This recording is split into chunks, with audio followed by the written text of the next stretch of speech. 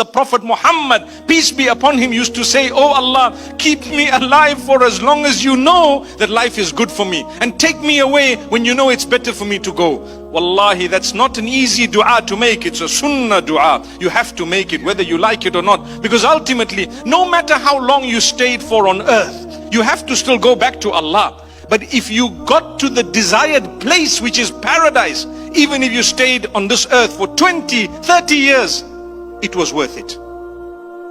It was worth having stayed less and going to the right eternal destination than having stayed longer and going to the wrong place.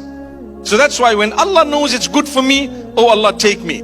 And this is why the Prophet ﷺ used to say, Allahumma ja'al khayra ayyamina awakhiraha wa khayra a'malina khawatimaha. Oh Allah, make the best of my days the last days. You know when I'm going to go. Just before those days, make everything the best. I give an example usually of a Pakistani singer who turned to faith before Allah took him away. To me, I look at it and I say, that was the love of Allah for that man. Do you know his name?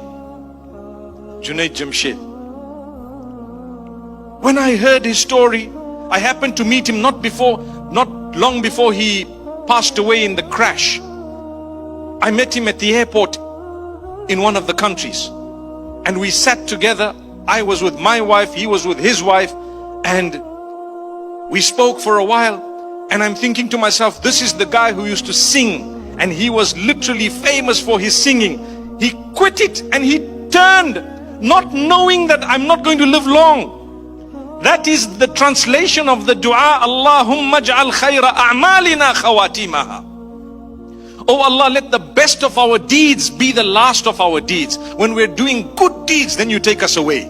Imagine, that's not an easy dua. It's a sunnah dua. It's a reality. I need it, you need it. It's preparation for the inevitable. The only thing that is absolutely certain for us who are alive here is that we're going to die. Everything else is uncertain. How much you're going to earn, who you're going to marry, your children, whatever else is all uncertain. What is absolutely certain is you're going to return to Allah. That if someone's father passed away before they attained the age of puberty, they are then considered an orphan. Who is an orphan? In Islam, an orphan is the one who's lost his father or her father before attaining puberty. You're an orphan. And what is the rank of an orphan? The rank of an orphan is very, very high. It goes to show, yes, there is a loss that was suffered by this child. There is a parental deficit as a result of the loss of the father of this child. So the Prophet ﷺ says, Ana wa kafilul yatimi kahataini fil jannah. Myself and the one who takes care, who looks after an orphan will be like this in paradise.